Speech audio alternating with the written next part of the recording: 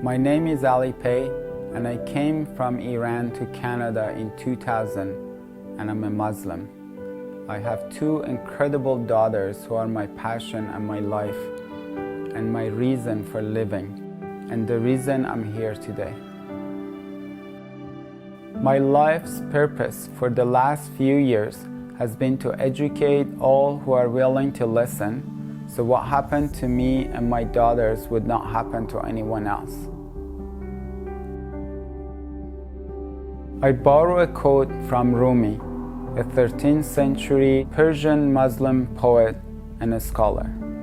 I'm not this hair, I'm not this skin, but this soul that lives within. This quote expresses the essence of why I'm speaking to you today. At several key points in my life, assumptions were made about me as a person because of the color of my skin, my faith, the way I speak, and where I was born. What is most disconcerting to me is the effect of these assumptions and events have had and will continue to have on my daughters. We, like so many others, are victims of discrimination.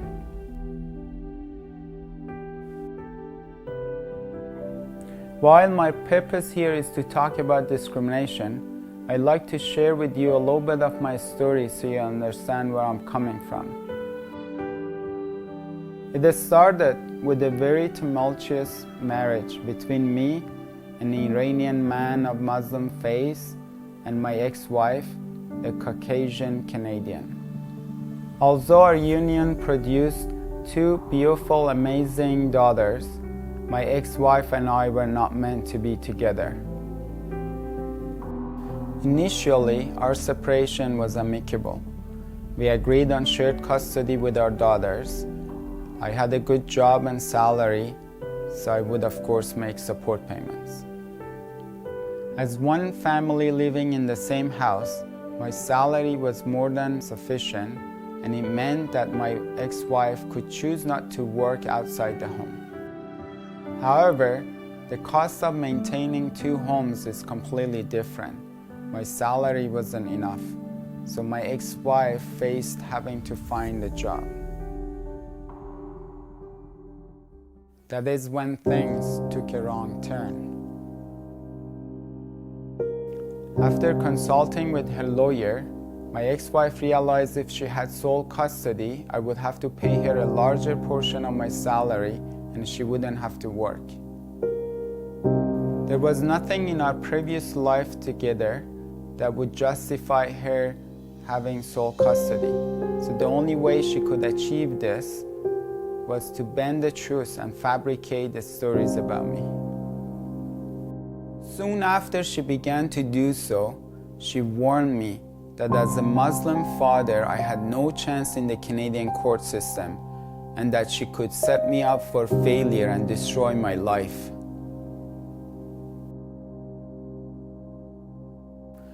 The rest of this story is almost too strange to believe. Throughout my journey, what is most difficult to accept is that the judges and other professionals decided to go along with the alternate facts presented by my ex-wife and her lawyer. And they themselves even contributed with their own additions and fabrications to support my ex-wife's lies in order to separate me from my daughters.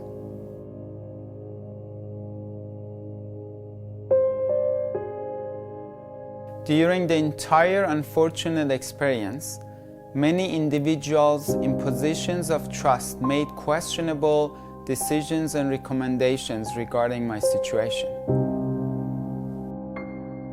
There have been too many unexplainable decisions by judges, the police, and other professionals to list here, and that's why I decided to write my story.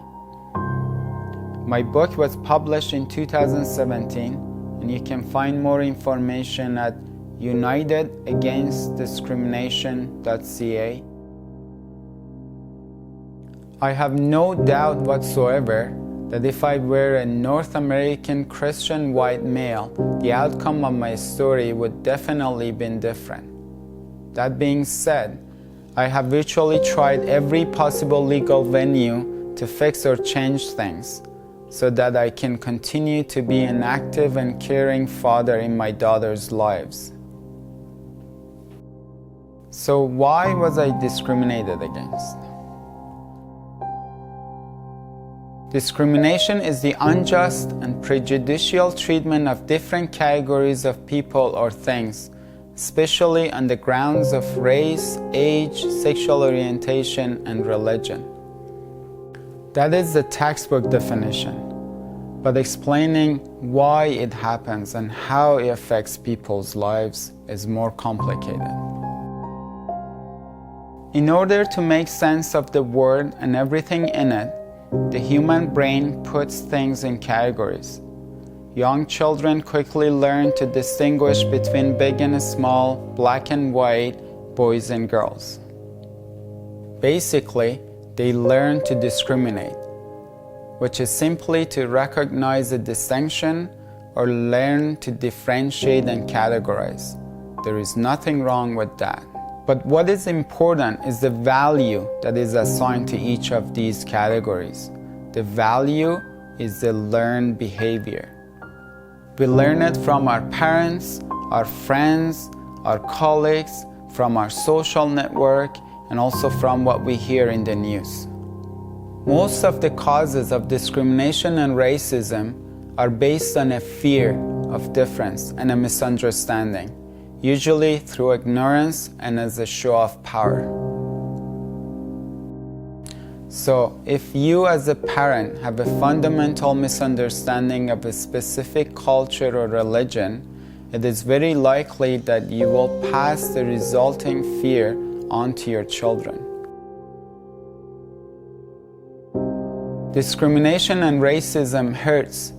It can destroy lives across generations.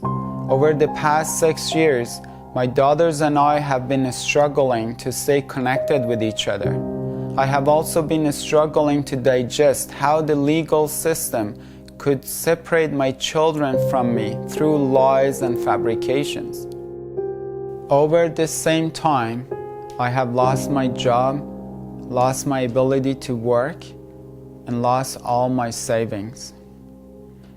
The pain was so overwhelming that at many times I was not sure how I would survive.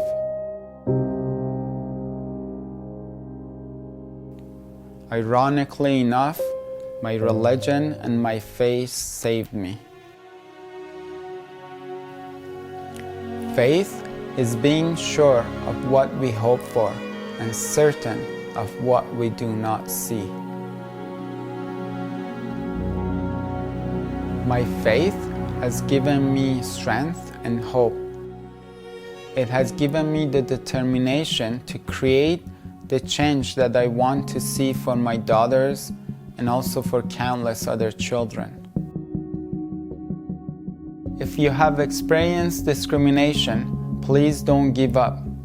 There is a tendency for victims of discrimination to bottle up their feelings of injustice and embarrassment and hide them away deep inside,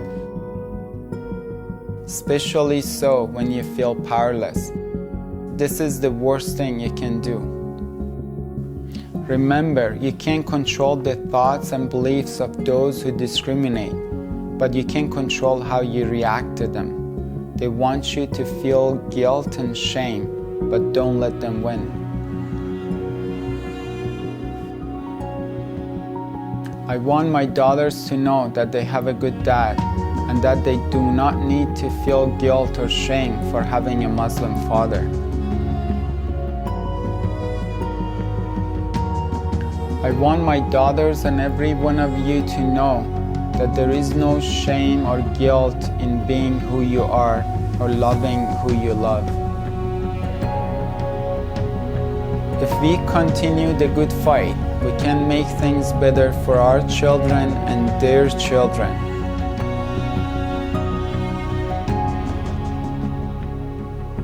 Please click on the share and like buttons underneath, or text more info or any other questions or comments you have to 613-902-6000. Together, we can make a difference.